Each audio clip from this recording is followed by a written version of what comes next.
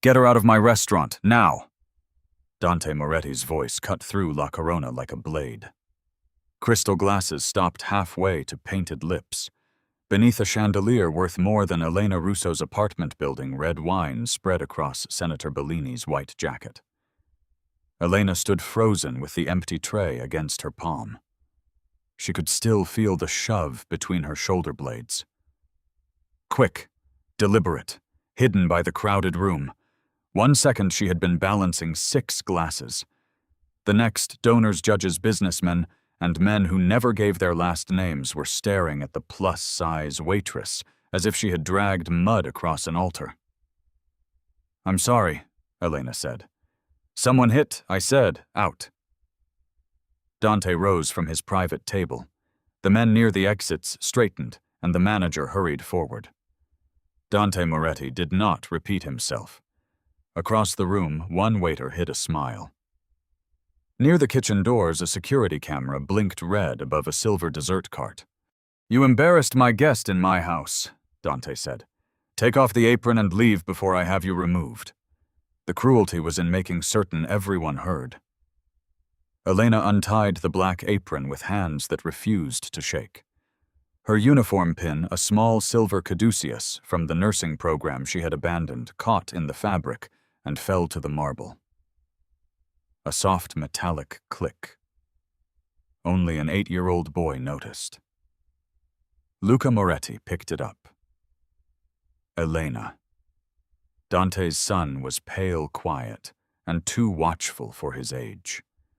Elena had met him twice in the kitchen, where he hid from bodyguards and pushed peas around his plate. She had never called him young sir. She had asked whether he preferred dragons or astronauts, and slipped him extra strawberries. She didn't do it on purpose, Luca said. Dante's jaw tightened. "That's enough. Go upstairs." Luca flinched. Beside the dessert cart, a waiter paused above a covered plate marked with a tiny gold flag. Elena forgot her humiliation. "That dessert is it for Luca." The waiter's smile thinned. The manager seized Elena's elbow.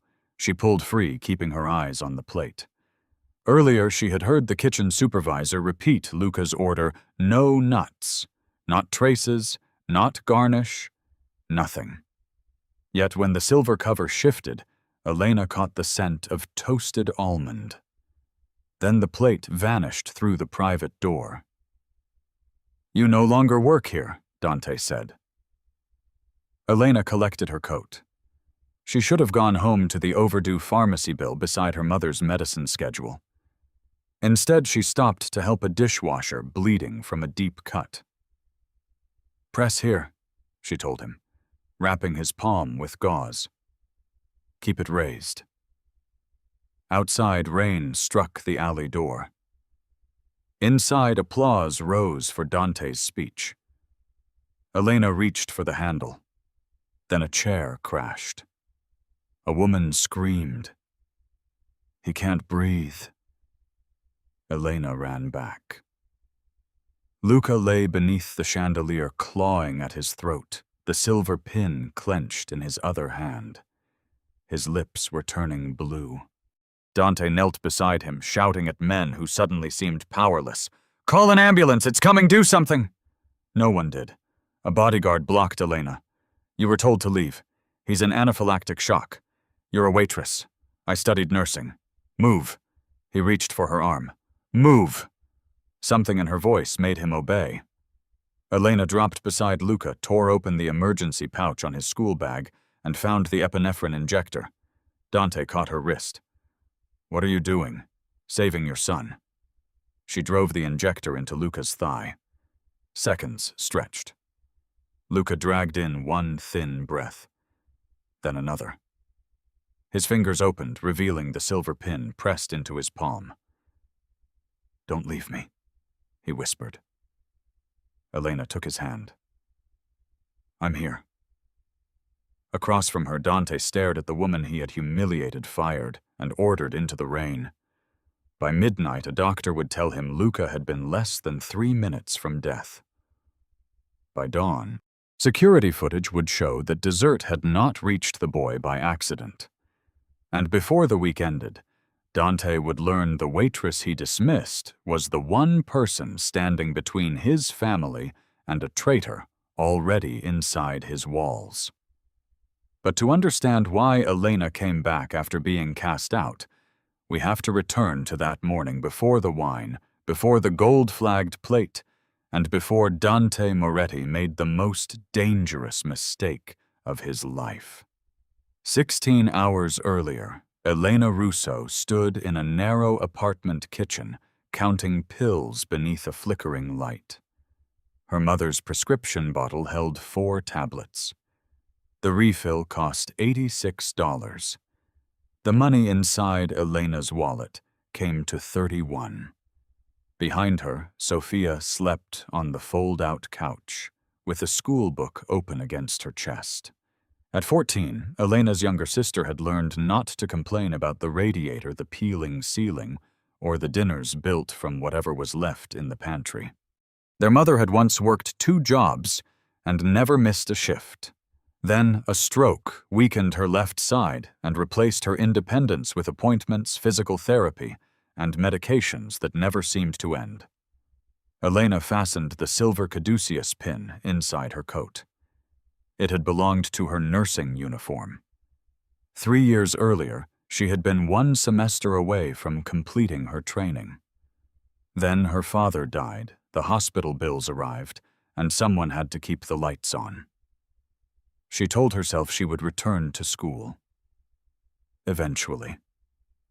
First day, her mother asked from the bedroom doorway. Elena hid the pharmacy notice beneath a grocery flyer. "You should be resting. You should be answering." Elena smiled. "Yes. First day." Her mother's eyes dropped to the pin. "La Corona pays well if I survive the rich people. You always survive." The words were meant as encouragement, but Elena heard the burden beneath them. Survival was no longer an achievement. It was the family routine. At 7:30, she left the apartment with 2 bus transfers ahead of her and a warning from the landlord taped beside the mailboxes. Rent was due in 5 days. After that, a late penalty would begin. By 9, Elena stood outside La Corona. The restaurant occupied the first floor of an old stone building in Manhattan with gold lettering across black glass and 2 men in dark coats guarding the entrance. Inside, everything shone. Polished marble, white linen, crystal chandeliers, wine bottles displayed like museum pieces. Elena became aware of every worn seam in her uniform. The floor manager, Mr. Caruso, scanned her from shoes to face and paused at her waist. "The agency sent you?" "Yes, sir." He checked the paper again, as though expecting a different woman to appear. "La Corona serves people who notice details." "So do I." His expression suggested he had not invited an answer. He led her through the dining room, explaining rules without slowing down. No phones, no mistakes, no conversation with private guests. Staff entered through the alley and remained invisible unless summoned. At the kitchen entrance, a young waiter named Marco nearly collided with her. He caught the tray before it fell. "First day. Is it that obvious?" "You still look hopeful." Marco grinned and pointed toward the service station. "Glasses there. Orders there. Avoid table 12 unless you enjoy being blamed for weather patterns." Before Elena could respond, Mr. Caruso called her name sharply. Marco's smile disappeared. "Don't make him repeat himself," he murmured. The morning passed in a blur of silverware table numbers and customers who spoke around Elena instead of to her. One woman requested another server before Elena had even poured water. A businessman asked whether the restaurant had changed its presentation standards. Mr. Caruso apologized to him. Not to Elena. She kept working. At noon, A dishwasher sliced his thumb on a broken glass. Elena washed the wound, checked that he could move each finger, then wrapped it tightly enough to slow the bleeding. Marco watched from the doorway. "You've done that before." "I studied nursing." "Studied life," interrupted. A bell rang from the private dining room. Mr. Caruso appeared immediately. "Russo, stop playing doctor." The dishwasher tried to defend her, but Elena shook her head. Arguing would not refill a prescription. She returned to the floor. That afternoon, 3 black cars arrived. Conversation among the staff dropped to whispers. Dante Moretti entered first. He wore a charcoal suit without a tie and carried no visible weapon. He did not need one.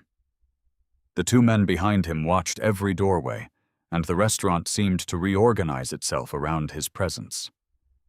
Elena had heard the stories. Moretti owned restaurants, construction firms, shipping companies, and favors from men who publicly claimed not to know him. Mr. Caruso hurried to greet him. Dante barely acknowledged the staff. Then a small boy climbed from the last car. Luca held a leather school bag against his chest. He had dark hair, solemn eyes, and the careful posture of a child who had learned that adults could become dangerous without warning. Dante crouched in front of him. "You'll stay upstairs with Paolo." "I don't like Paolo." "Luca." The boy lowered his gaze. Dante's voice softened by half a degree. "I have meetings. You'll do your homework, eat what the kitchen sends, and stay where you're told." Luca nodded. As Dante walked away, the hardness returned to his face. Luca remained near the staircase until a bodyguard motioned him forward. An hour later, Elena found him sitting on an overturned crate in the pastry kitchen. A plate of untouched food rested beside him. "You're not supposed to be here," she said. "Neither are you. I work here. That man said you're too slow." Elena glanced through the doorway. "That man says many things." Luca examined her pin. She had moved it from her coat to the inside edge of her apron. "Are you a doctor?" "Almost a nurse." "Why almost?" "Because sometimes families need you before dreams do." He considered that answer seriously. Then he pushed the plate toward her. "There are peas. A tragedy." His mouth twitched. Elena picked up a fork and separated the peas from the chicken. "Dragons or astronauts? What if you had to be one?" "You can't be a dragon. You can if you commit." Luca gave a small laugh. From the hall, a bodyguard appeared. His gaze moved from Elena to the boy, suspicious of the sound. "Mr. Moretti's son has a severe nut allergy," he said. "Nothing from this kitchen reaches him unless it has been cleared." Elena studied the plate. "Does every station know they've been told?" "That wasn't my question." The man's expression hardened. Elena lifted both hands. "I'm asking because kitchens cross-contaminate. Knives, boards, garnish containers." Luca stopped smiling. The bodyguard took the plate. "Stay in your section." After he left, Elena noticed something beneath the prep counter. A gold paper flag, the kind used to mark private desserts. She picked it up, then heard footsteps, and slipped it into her apron without knowing why. By late afternoon, La Corona was preparing for a dinner attended by politicians, financiers, and men whose names made the cooks nervous. Mr. Caruso posted the assignments. Elena had been placed in the center section where every mistake would be visible. Marco read the list and frowned. "You were supposed to work the side room. Maybe they trust me." "No," he said quietly. "They don't." Across the kitchen, another waiter watched them. When Elena met his eyes, he smiled. It was the same thin smile she would see hours later beside Luca's dessert cart. Then Mr. Caruso announced that Dante Moretti had added one rule for the evening. Anyone who embarrassed La Corona would be dismissed immediately. Elena felt the pharmacy notice in her pocket. 5 days until rent. 4 pills left. And somewhere behind her, a drawer opened with the soft scrape of metal against wood. By 6 o'clock, La Corona no longer felt like a restaurant. It felt like a stage. Fresh flowers replaced the afternoon arrangements. New tablecloths appeared without a wrinkle. 2 security teams checked the private rooms, while staff members polished glasses that were already spotless. The guest list was not discussed aloud. Elena recognized a state senator, a judge, and the owner of a shipping company whose face had appeared on the evening news. Other men entered through the side door and were never asked for reservations. Dante moved among them with quiet control. He remembered names, shook hands, and spoke in a voice that made powerful men lean closer. To the room, he was a polished businessman hosting an important dinner. To the staff, he was the owner, whose displeasure could end more than a job. Mr. Caruso gathered the servers beside the wine station. You speak only when spoken to. You do not stare at guests. You do not ask questions about private conversations. His gaze settled on Elena. And tonight, appearance matters. A few employees glanced away. Elena understood the message. The uniform fit. Her hair was pinned neatly. Her shoes were polished. Still, Mr. Caruso treated her body like a violation of policy. The waiter who had watched her near the kitchen leaned against the wall. His name tag read, Victor. She should work behind the doors, he said. Less risk. Mr. Caruso pretended to consider it. Elena met his eyes. I know the center section. Victor smiled. Knowing it and moving through it are different things. Marco stopped stacking plates. Mr. Caruso raised a hand before he could speak. Enough. Russo stays where she was assigned. 1 complaint, and she is gone. It sounded like an opportunity. It was a trap with rules. The first hour brought small cuts disguised as service. A woman handed Elena her coat, though the coat attendant stood 10 feet away. A donor snapped his fingers instead of using her name. One guest asked Victor whether Elena was part of a new inclusive image for the restaurant. Victor laughed. Elena did not. She served each table with the same steady precision. She remembered drinks replaced utensils before anyone requested them and caught a wobbling champagne flute before it tipped onto a silk dress. No one praised her. Mr. Caruso praised Victor for keeping the section organized. Near 8, Luca appeared at the edge of the dining room. He wore a small navy suit and held the strap of his school bag with both hands. Paolo, the bodyguard assigned to him, was arguing quietly on the phone. Luca spotted Elena and lifted one hand. She smiled before remembering she was supposed to remain invisible. Victor noticed. Careful, he murmured as he passed. The boss doesn't hire companions for his son, he was saying hello. In this building, people have been fired for less. Luca slipped into the service corridor while Paolo's back was turned. Elena found him near the pastry station studying rows of desserts. You escaped again. I walked. Without permission. That's different. She crouched beside him. Did you finish your homework, mostly? That sounds like no. He pointed toward a chocolate cake decorated with hazelnuts. That one looks good. Elena moved between him and the counter. You can't have it. I know. His answer came too quickly. She studied the labels attached to the trays. Several were marked with gold flags for the private tables. A separate plate held vanilla custard with berries. A handwritten card beside it read, "Luca, nut-free." Elena checked the knife, the cutting board, and the garnish bowl. The board had crumbs on it. She called to the pastry cook. Was this prepared separately? He has his own plate. The same knife was used here. The cook sighed. Everything was wiped. Wiping isn't enough. Victor appeared behind her. You're holding up service. This could put him in the hospital. The pastry cook stiffened. I know how to run my station. Elena lowered her voice. Then make another plate with clean tools. Victor removed the handwritten card. You're not the health inspector. No, I'm the person standing here before a child eats it. For one moment, the cook seemed ready to argue. Then Luca spoke. My mother used to check too. The kitchen changed.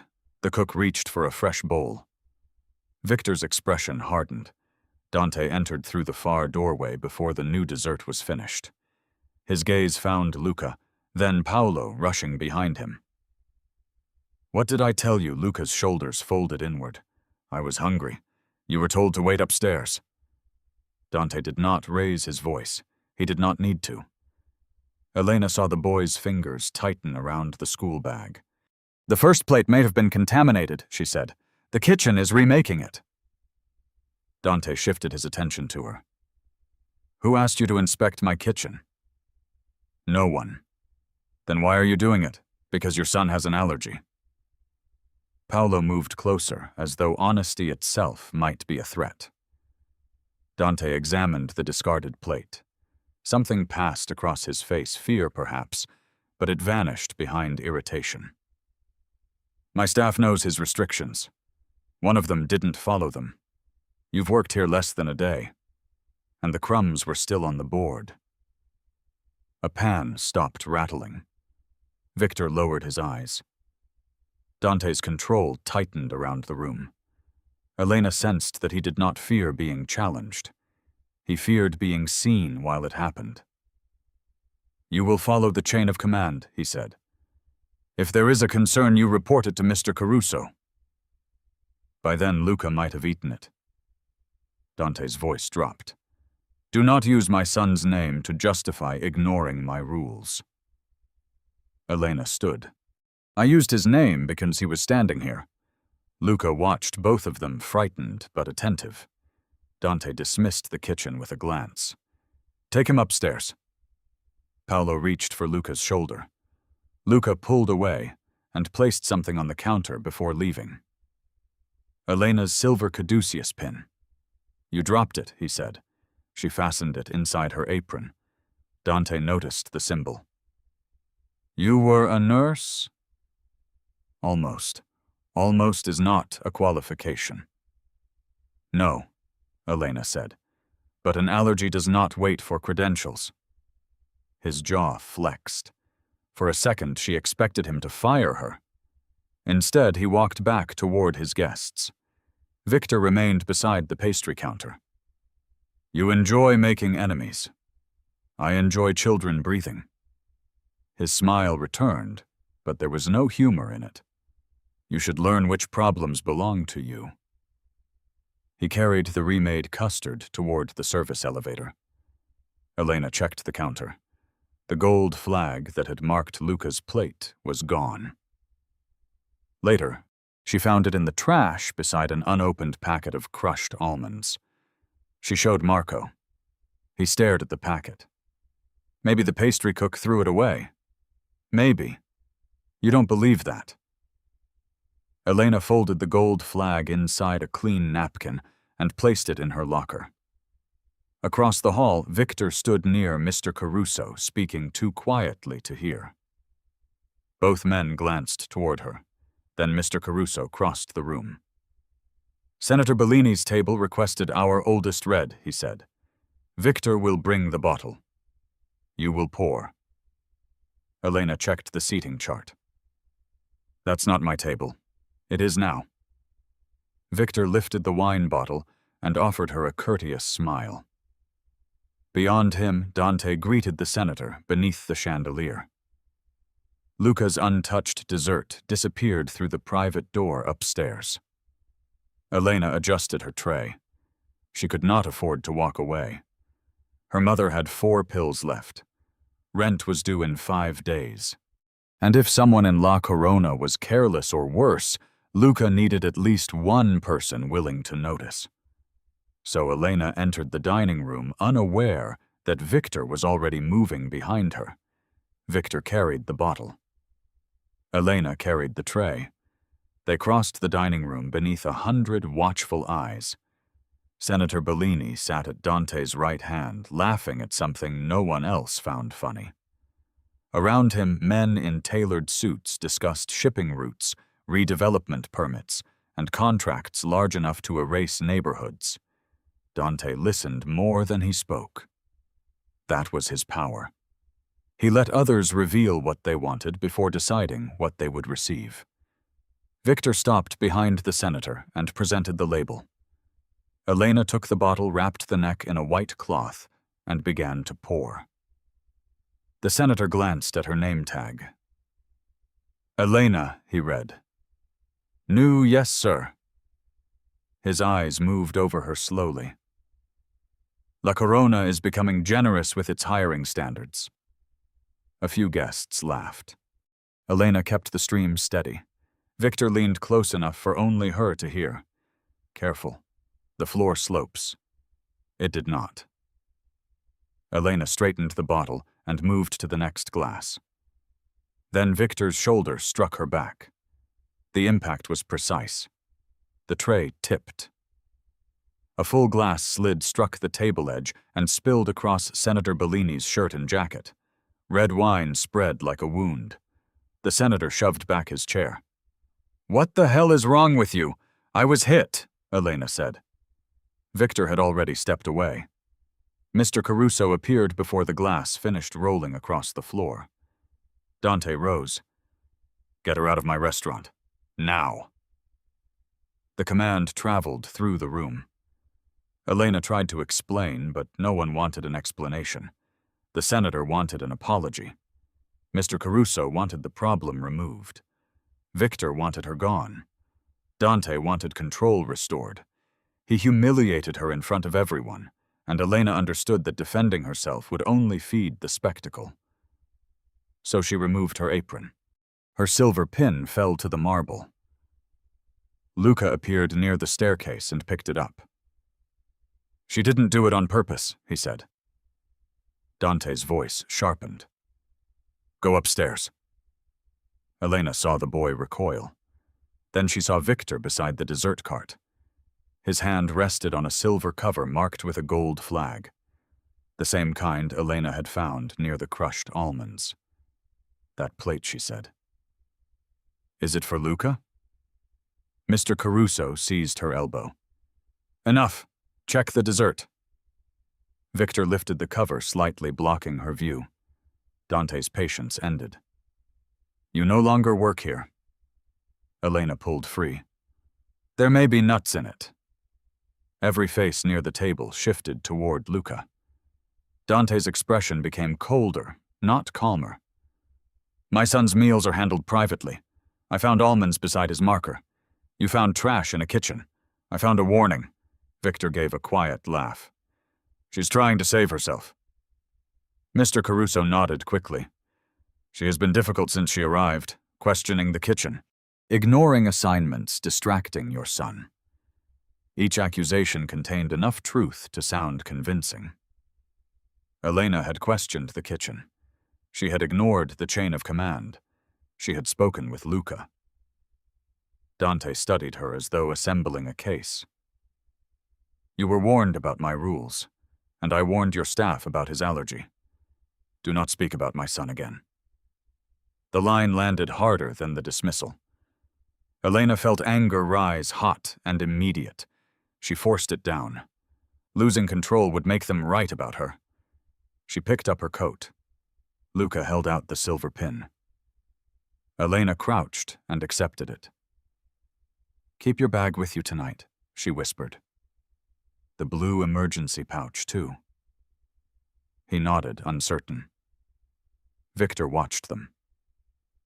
Elena stood and faced Dante. "You should check the camera above the service doors." Dante glanced toward the blinking red light. Victor's hand left the dessert cart. There was no collision. Elena continued. "He pushed me." Victor scoffed. "Now I'm part of a conspiracy." "No, you're part of a recording." For the first time that evening, his confidence slipped. Only for a second. Mr. Caruso blocked Dante's view of him. "We can review it later." Dante looked at the crowded dining room, the senator's stained jacket, and the guests waiting for him to restore order. Pride made the decision. "Remove her." 2 security men approached. Elena did not resist. At the employee corridor, Marco followed. "I saw Victor move," he whispered. "I didn't see the contact, but he changed position." "Tell Dante." Marco's gaze went toward the dining room. "You heard what happened, so you'll say nothing. I need this job too." Elena wanted to hate him. Instead, she remembered her own pharmacy bill. Fear often wore the same face as cowardice. "Then remember what you saw," she said. "You may need to say it later." In the locker room, Elena found the door to her locker open.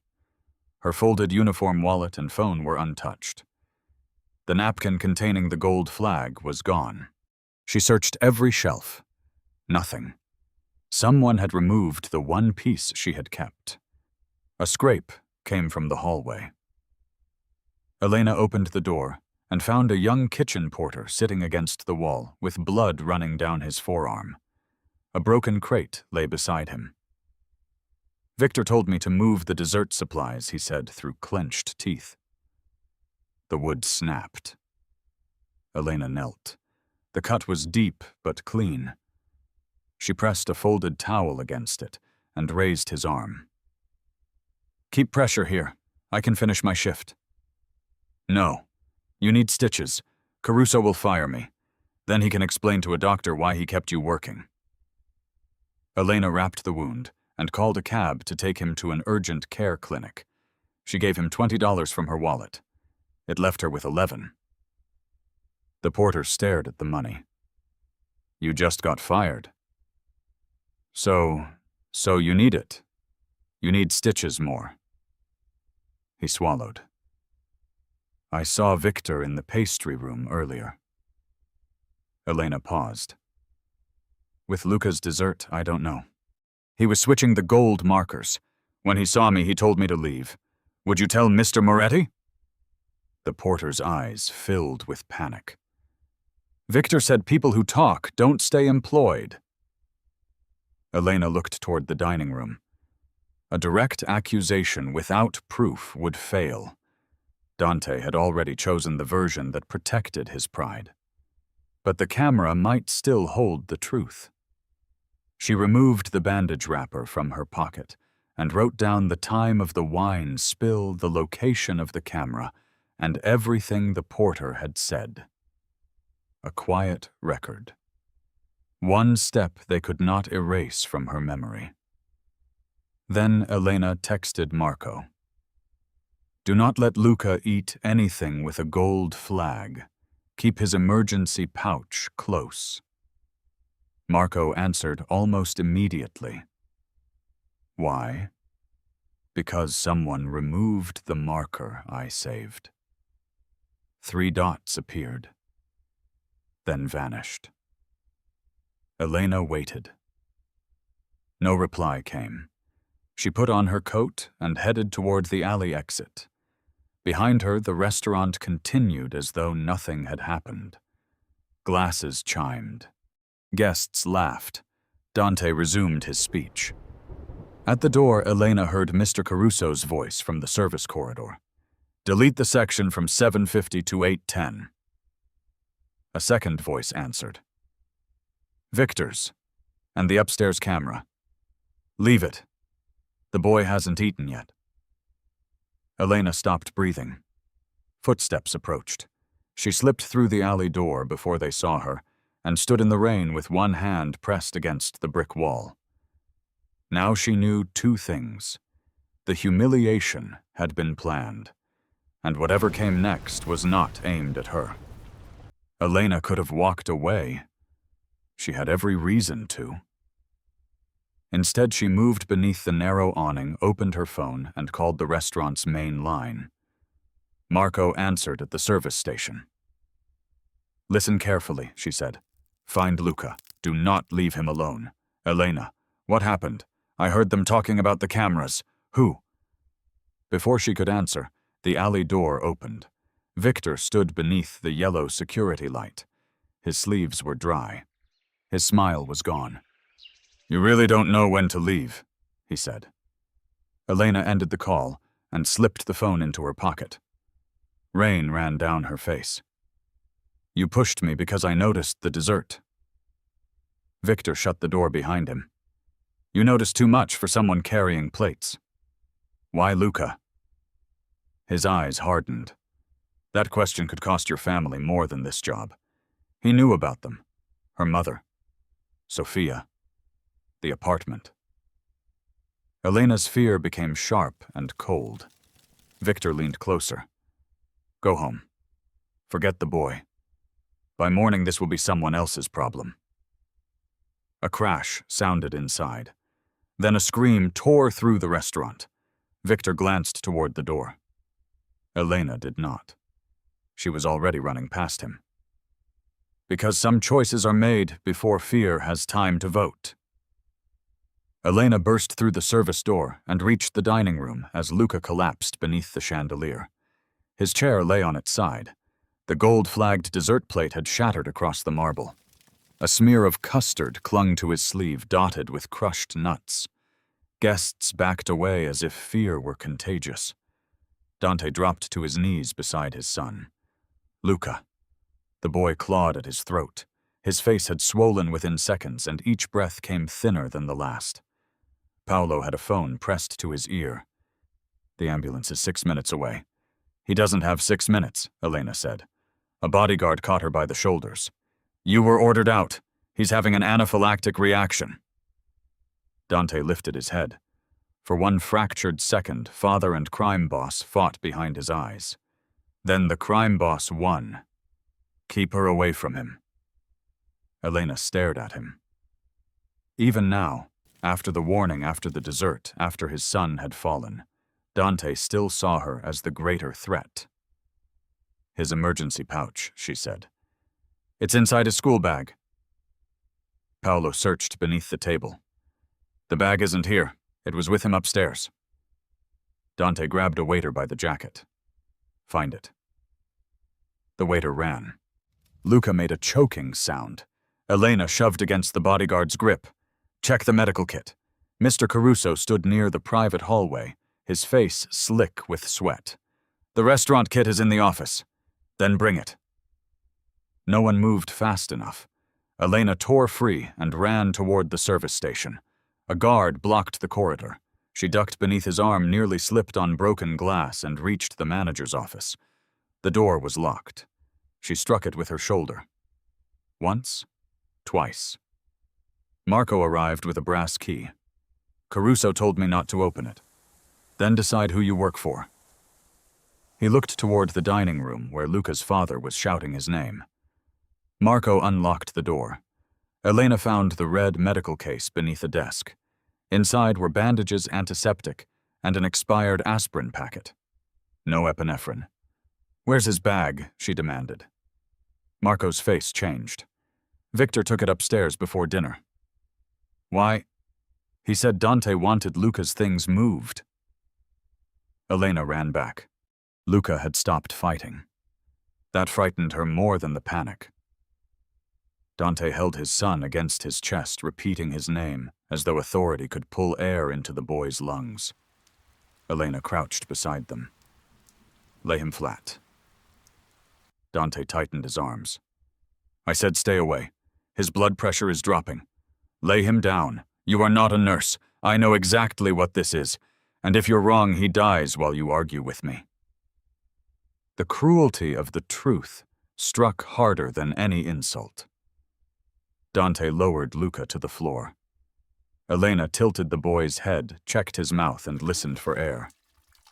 Barely any moved. Luca, can you hear me? His eyelids fluttered. Blue pouch, he whispered. Where is it, closet? Elena faced Paolo. Upstairs. His room or the office closet. Go. Paolo ran. Victor entered from the service corridor. His breathing was controlled, but rain darkened one shoulder of his jacket. Elena pointed at him. He moved Luca's bag. Victor stopped. Mr. Caruso stepped between them. This is not the time for accusations. It is exactly the time. Dante's attention shifted toward Victor. Did you touch my son's bag? Victor's answer came smoothly. I moved it away from the guests after he left it near the stairs. Where the upstairs study? Paolo shouted from the balcony. It's not there. A silence changed texture. Victor's hand moved toward his jacket.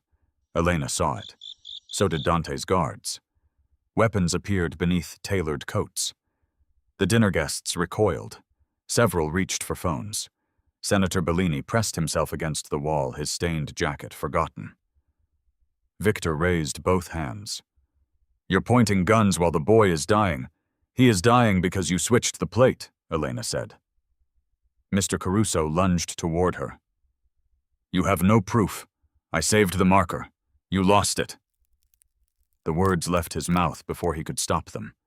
Marco stared at him. Elena felt the room understand only part of what had been said. Dante understood more. How do you know she lost it? He asked. Caruso opened his mouth. Nothing came. A bodyguard found Luca's school bag inside a linen cabinet near the kitchen. The zipper was open. The blue emergency pouch was empty. Elena searched it anyway. In the bottom corner, her fingers touched plastic. A second epinephrine injector had slipped beneath the lining. She pulled it free. Victor moved. Not toward Luca, toward Elena. Dante struck him before he reached her. Victor fell against a table, sending glasses across the floor. Elena removed the safety cap. A guard grabbed her wrist. She could kill him with that. She can save him, Marco said. Every eye moved to the waiter, who had been too afraid to speak. His voice shook, but he continued. I saw Victor hit her before the wine spilled. I saw him move the dessert markers. I should have said it earlier. Dante stared at Marco, then at Elena. The woman he had dismissed had warned them. The frightened waiter had confirmed it. His own men had failed to find the one thing his son needed. Elena held Dante's gaze. Choose. One word. No pleading. No attempt to defend her dignity before the people who had watched him destroy it. Just a choice between his pride and Luca's life. Dante released her wrist. Do it. Elena pressed the injector against Luca's outer thigh and held it in place. She counted slowly. 1, 2, 3. Luca's body remained still. Dante's face emptied. Why isn't it working? It needs time. We don't have time. Then help me keep him here. Elena checked Luca's pulse and began rescue breathing when his chest failed to rise. Dante knelt across from her helpless, in a way none of his enemies had ever witnessed. Talk to him, she said.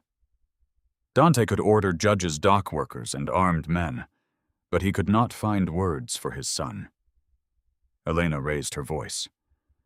Luca, remember the kitchen dragons or astronauts? His lips moved faintly. Dragons. Good choice.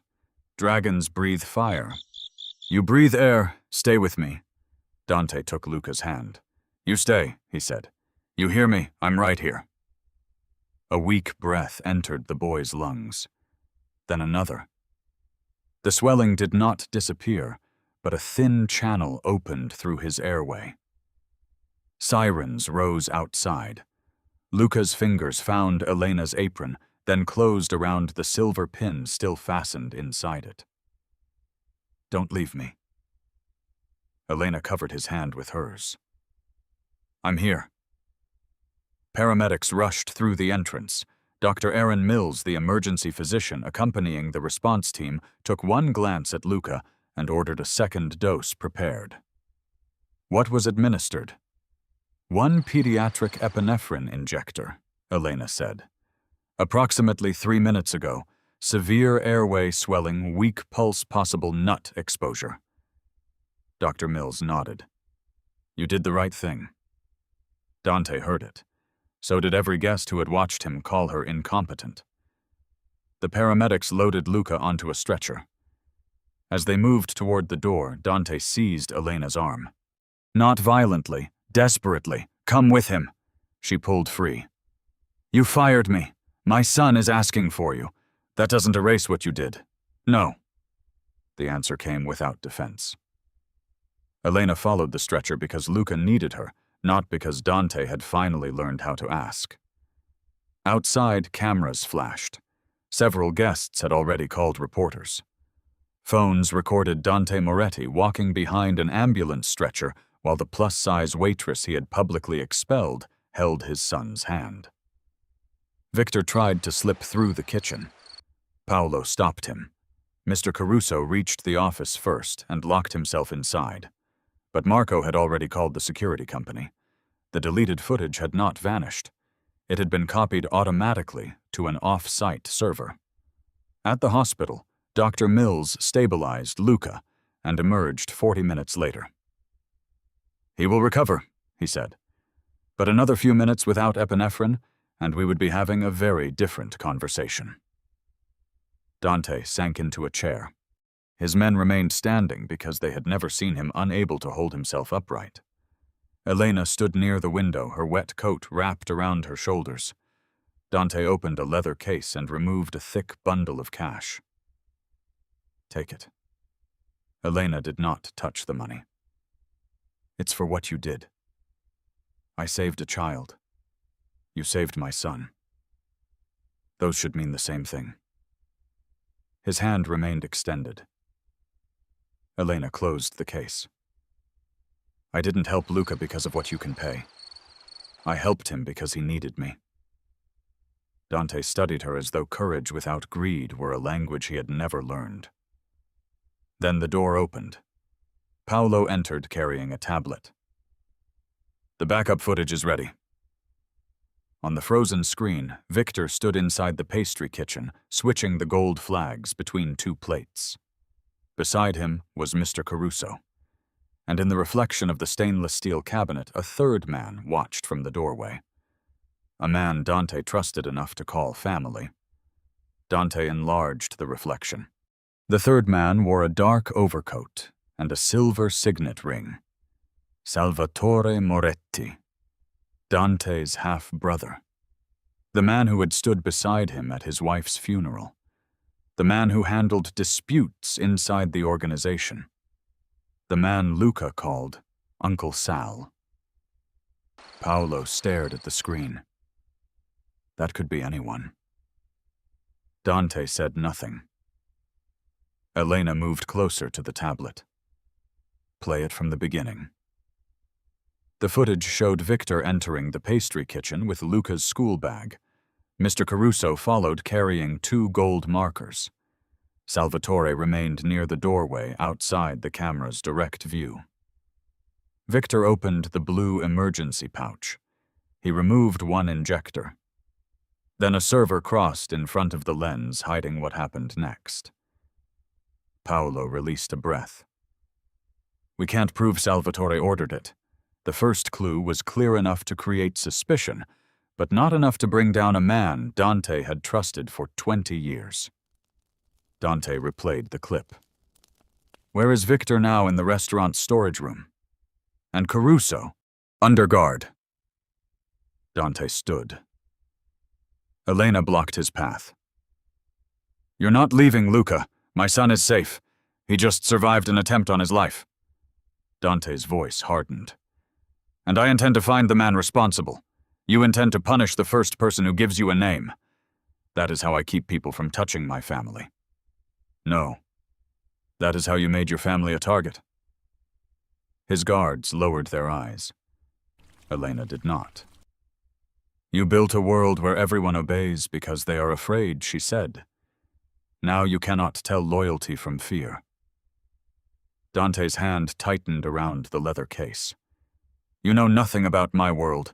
I know a child almost died while a room full of powerful men waited for permission to help him. The words landed. Before Dante could answer, Luca's monitor alarm sounded behind the hospital door. Elena entered first. The boy was awake, frightened by the tubes taped to his arm. His breathing had steadied, but his eyes searched the room until they found her. Did I do something bad? He asked. Elena sat beside him. No. The dessert was mine. That does not make it your fault. Luca picked at the blanket. Dad gets angry when people make mistakes. Dante remained near the door. Elena saw the boy glance at him, and then away. Eating dessert is not why someone hurt you, she said. Luca's voice dropped. Uncle Sal said Mom died because she didn't listen. Dante froze. What did you say? Luca flinched at his tone. Elena raised one hand toward Dante without taking her attention from the boy. Tell me exactly what he said. Luca swallowed. He said Mom wanted to leave. He said people who leave our family cause trouble. When did he tell you this? After her car crashed. Dante crossed the room. Salvatore told me she lost control of the car. Luca's eyes filled. I heard them fighting before she left. Who Mom and Uncle Sal? Dante gripped the bed rail. Luca continued in the simple, painful language of a child who had carried an adult secret alone. Mom said she found out what he was doing. He said Dad would never believe her. Then she saw me behind the door. What happened next? Elena asked gently. She gave me her necklace. Luca touched his chest, then remembered he was wearing a hospital gown. It's in my school bag. Paolo retrieved the bag from the hall. Beneath the torn lining, he found a thin gold chain with a small black crown pendant. La Corona's original emblem. Dante took it with an unsteady hand. My wife wore this the night she died. Luca nodded. She said it had the truth inside. The pendant opened along one edge. Inside was a tiny memory card. The central proof had been held by Luca for 3 years. Not a confession he understood. Not a document he could explain. A final act from a mother who had known she might not return. Dante stared at the card. Salvatore had searched Luca's bag for the injector. He may also have been searching for this. Paolo inserted the card into the tablet. One audio file appeared. Dante's wife spoke first. Her voice was breathless. Salvatore, the shipments are being made under Dante's name. A man answered. You should not have opened those records. You are moving weapons through the charity warehouses. You think your husband's hands are clean? I think Luca deserves a father who is alive and free. A chair scraped in the recording. Then Salvatore's voice sharpened. If Dante withdraws from the port agreement, everything I built collapses. He is withdrawing because I told him enough to make him suspicious. You told him nothing he can prove. I copied the manifests. The recording ended with a door slamming. Dante did not move. The room understood before he did. His wife had not died in a random crash. She had found Salvatore using Dante's businesses to expand a private operation. When she tried to expose him, Salvatore silenced her. Now, with Dante preparing to leave the port deal that kept those routes open, Luca had become leverage. The memory card was emotional proof. The security footage was factual confirmation. Paolo's phone rang. He listened, then covered the microphone. "Victor is gone." Dante's eyes lifted. "How 2 guards were found unconscious? Caruso is missing too." A second call arrived. This time the hospital lights went out. Emergency power flickered on. Elena heard a cart strike the wall outside. Then 2 men in medical uniforms entered. Neither wore hospital identification. Elena reached Luca before they did. One man seized her. The other pulled Luca from the bed as alarms began sounding throughout the floor. Dante drew a weapon, but Salvatore appeared behind the men with a gun pressed beneath Luca's chin. "Put it down, brother." Dante obeyed. Salvatore smiled at the tablet. "So, she finally left you a message." Dante's voice was almost unrecognizable. "You killed her. She chose to become a problem." Luca began to cry. Elena held his hand until Salvatore's men forced them into a service elevator. Dante was ordered to return to La Corona alone, with signed control of the organization's shipping interests. If he involved the police, Luca and Elena would die. An hour later, they were bound inside the restaurant's closed banquet room, the same room where Dante had built his reputation. Victor guarded the rear exit. Caruso paced near the service corridor, pale and sweating. Salvatore placed a transfer agreement on the table. Dante signs, and the boy goes home. Elena studied the room. A charity dinner banner had been prepared for the following week. Cameras used for private events remained mounted near the ceiling. The control panel was behind the bar. Luca trembled beside her. "Dragons or astronauts?" Elena whispered. He stared at her. "Dragons." "Then we breathe." She worked one wrist against the plastic tie. The edge cut her skin, but loosened each time she flexed her thumb inward. Salvatore heard them. "You really do collect damaged things, don't you?" Elena kept her voice calm. "Luca is not damaged." "I meant you." He gestured toward her body, her stained uniform and the ropes around her wrists. The rejected waitress who thought saving a child made her important. "No," Elena said. "It made your plan fail." His smile vanished. Outside cars arrived. Dante entered alone. He placed a folder on the table. Salvatore opened it. "You transferred everything and released them, after I verify the signatures." Elena's right hand slipped free. She kept it behind the chair. Victor approached Dante to search him. Elena kicked the service cart beside her. It rolled across the floor and struck the control panel. The banquet cameras activated. A red light appeared above the bar. The live feed connected automatically to La Corona's private event screens and to the phones of every guest registered for the upcoming charity dinner. Salvatore did not notice. Elena did. "Ask him about Luca's mother," she said. Salvatore faced her. Dante understood. "You told my wife the shipments were yours." Salvatore laughed. "She recorded that." "She recorded enough. It proves an argument." Dante placed the black crown pendant on the table. Salvatore's confidence broke. Only briefly. Then he reached for it. Elena spoke louder. "You switched Luca's dessert because Dante was leaving the port agreement." Victor glanced at Salvatore. Caruso stopped pacing. Salvatore aimed his gun at Elena. "You think anyone will believe a fired waitress?" A voice answered from the doorway.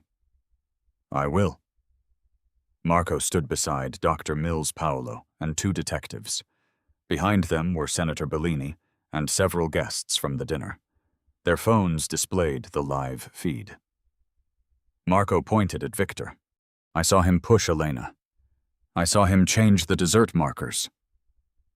Dr. Mills added, The child's reaction was caused by nut exposure. Without Elena's intervention, he would have died. Salvatore backed toward Luca. Elena moved before anyone else. She pulled the black crown pendant from his reach and slid it across the floor to Detective Sarah Cole.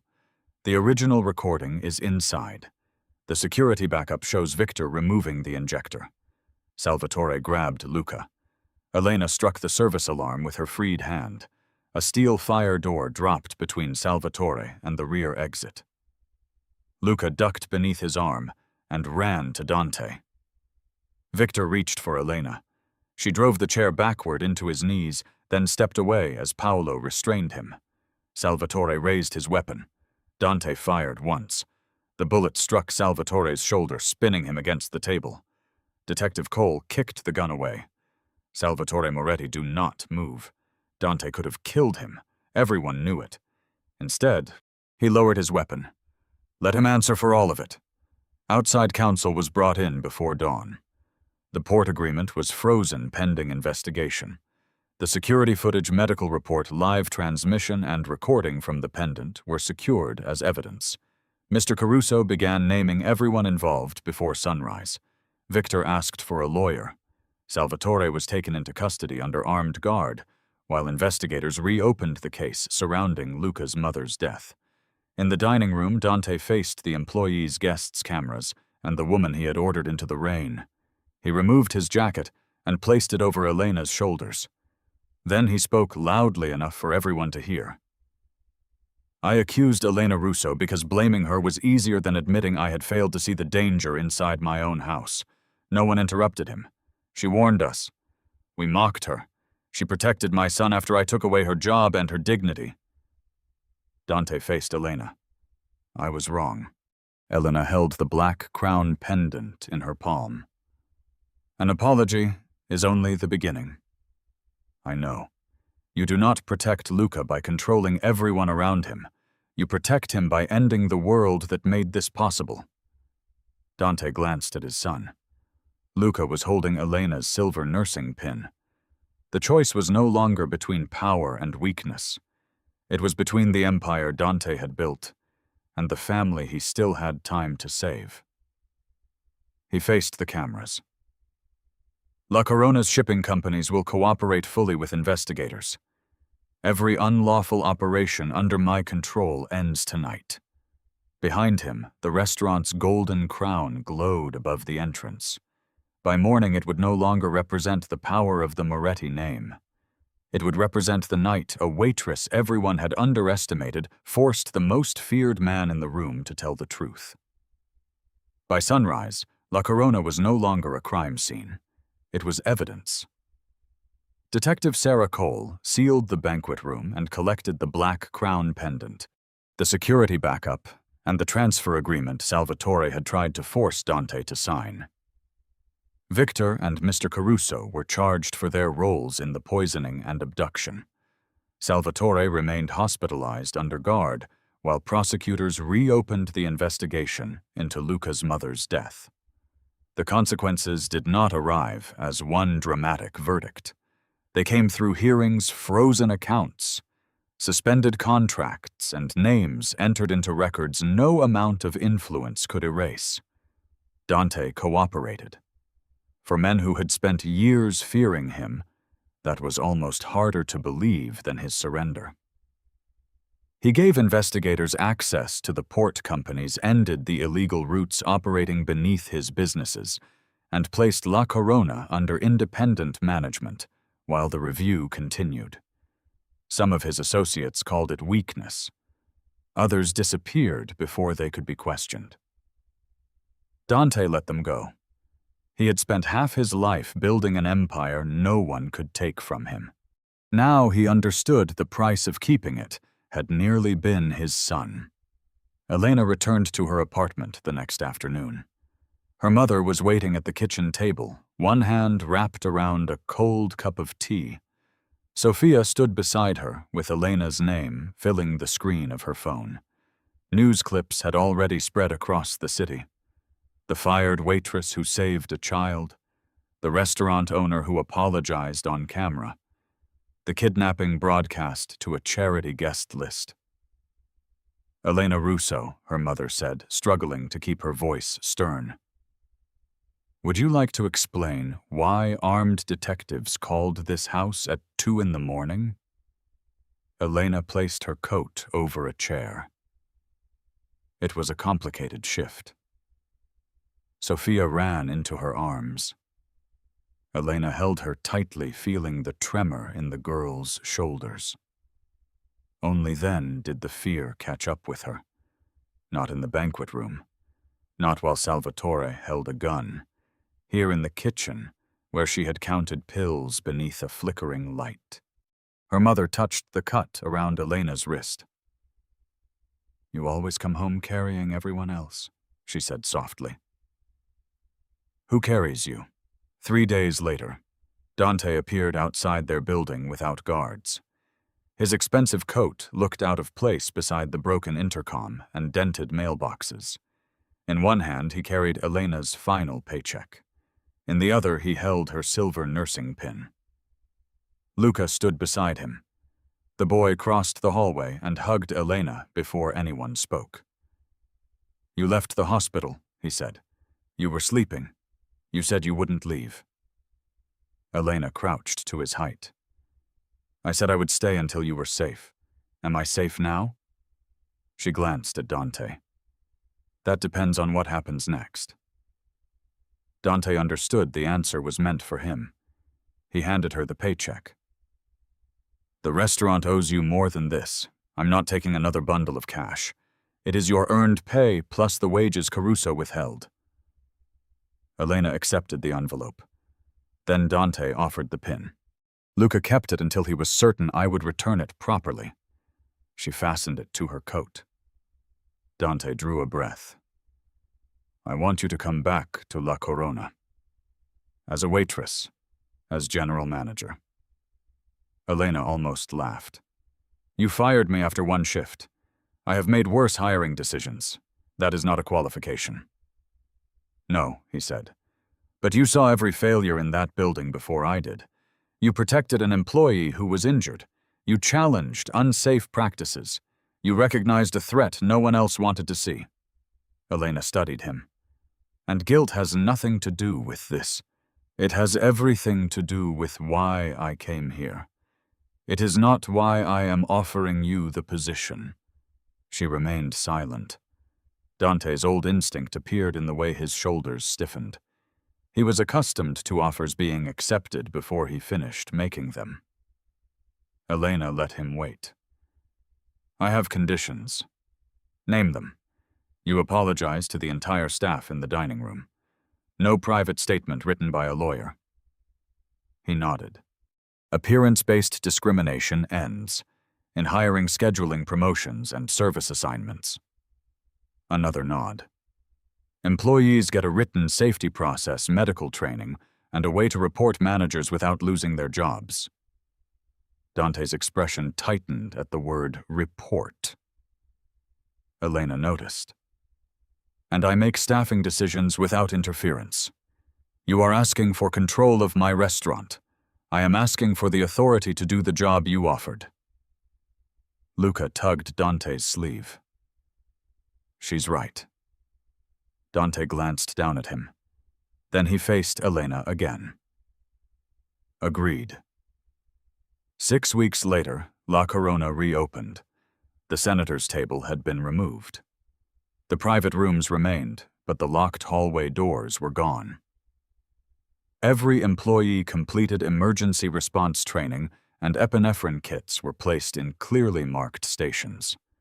Marco became dining room supervisor. The injured porter returned after his hand healed with paid medical leave covering the shifts he had missed. Job applicants were evaluated by experience and skill rather than whether they matched someone's idea of elegance. Elena's mother received the treatment she needed through the restaurant's new employee family health program. Elena also enrolled in evening classes to complete the nursing qualification she had once abandoned.